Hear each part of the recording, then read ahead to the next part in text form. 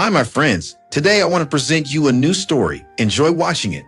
Hi, my name is Jennifer. I still remember the sharp sting of the winter wind that night, though it was nothing compared to the storm raging inside me. I was 16, sitting on the edge of Lucas Bennett's truck bed, shivering, not just from the cold. My hands trembled as I clutched the hem of my coat, trying to make sense of the words he'd just spoken. "We're done, Jen.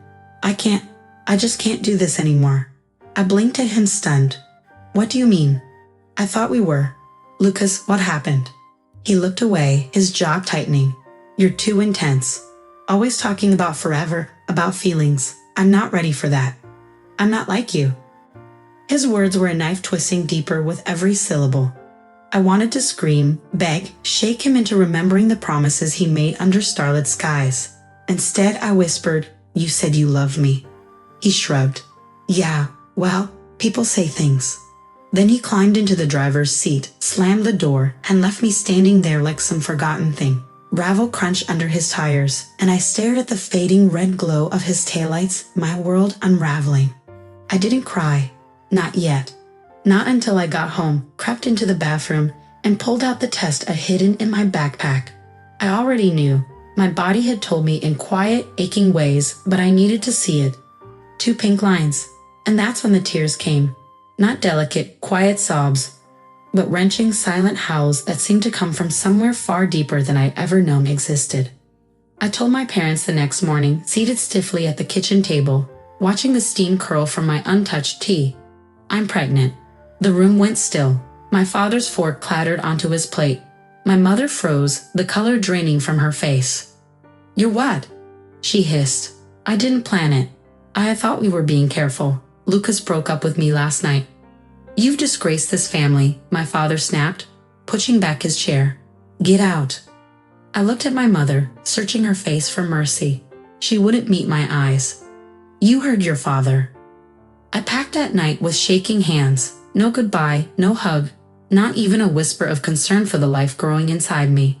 The door clicked shut behind me, louder than any scream. I stood alone on the sidewalk, clutching a worn duffel bag, my heart shattered in more ways than one. I thought about sleeping at the bus station, about vanishing, but instead, I pulled out my cracked phone and called the only person I had left, Grandma Scarlett.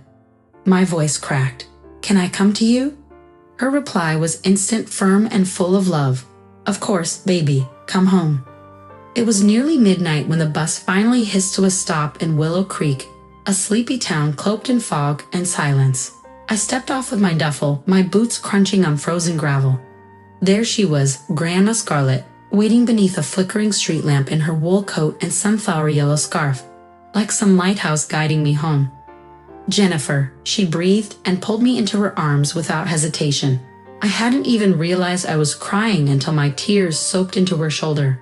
She didn't ask me questions. She didn't demand explanations. She just held me like I was something sacred. Inside her tiny, lavender-scented cottage, warmth wrapped around me in a way I hadn't felt in weeks.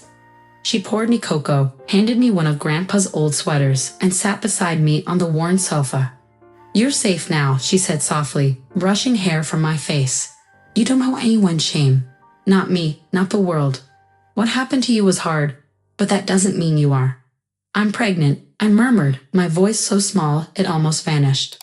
"I know, sweetheart." My head snapped up. "How?" "I was 16 once too," she said with a sad smile. "And I know the look of a girl who's been hurt and left to carry everything alone."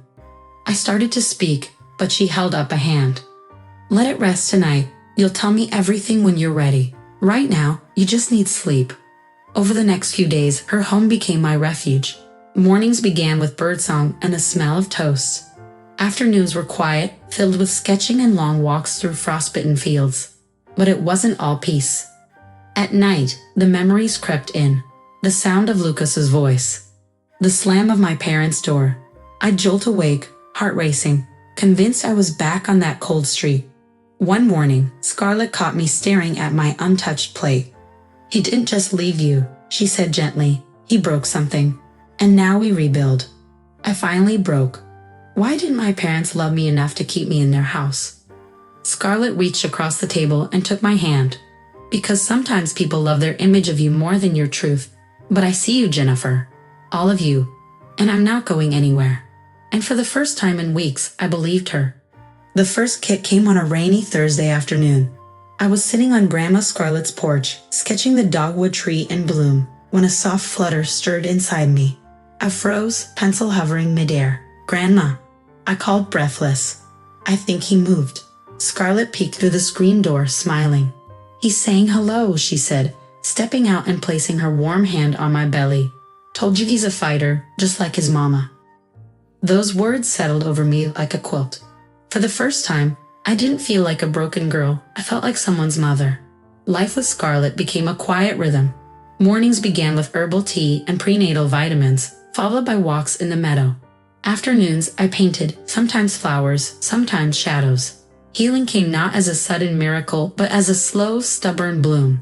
Still, there were moments that cracked me open. I'd catch sight of teenage couples in the town square and feel the sting of betrayal all over again.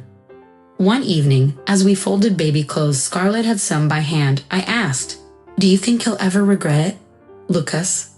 Scarlett paused, then answered, "Regret has a funny way of showing up late. But by then, you'll be too far ahead to care." I didn't respond, but inside, I made a promise, not just to prove Lucas wrong, but to become the kind of mother I never had. And just like that, the girl who'd been left behind began to take root. With each passing week, my belly grew, but so did my courage. Scarlett never treated me like a broken thing. She listened, truly listened, when I spoke about Lucas or the nights I woke in tears. She told me I had strength in me I hadn't met yet. And slowly, I started to believe her. We painted the nursery ourselves, soft yellow with stenciled stars across the ceiling. Scarlett knitted tiny socks while I learned to cook without burning everything. We laughed a lot. Sometimes we cried, but we did it together. Then, one cold February morning, it happened. The pain gripped me like a storm, fierce and unrelenting. Scarlett remained calm, guiding me through every breath, holding my hand until the final cry echoed through the room, shrill, alive, miraculous. "David, my son." I held him against my chest, skin to skin, tears running freely. Scarlett brushed back my hair and whispered, "You did it, sweetheart." That moment, everything changed. The world no longer felt like a battlefield. It felt like a beginning. 7 years passed like turning pages in a fragile, hand-bound book. My son, David, had grown into a bright, curious child with amber eyes that mirrored mine. The house, now mine, after Scarlett's sudden heart attack, echoed less with sorrow and more with laughter. But grief leaves fingerprints no mop can scrub. It's been 20 years since David was born. We celebrated his birthday in a cafe with his friends and fellow university students. It was a quiet Saturday when the letter came. I recognized the handwriting before I opened it. My mother's, sharp, deliberate, and cold. The words inside were brief. Their house had been repossessed. My father was sick. They needed help. No apology, just need.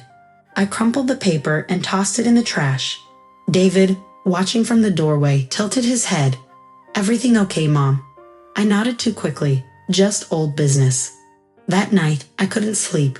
Memories pressed in. The slamming of our front door as I stood there, pregnant and trembling, my mother's voice calling me a shame. I stared at the ceiling, fists clenched. Would helping them dishonor everything Scarlett did for me? By morning, I made my decision. "Mom?" David asked as I packed groceries into a paper bag. "Yes, sweetheart?" "Were you ever scared, being alone with me?" I knelt, brushing his hair back. "Yes," I whispered, "but I was never alone.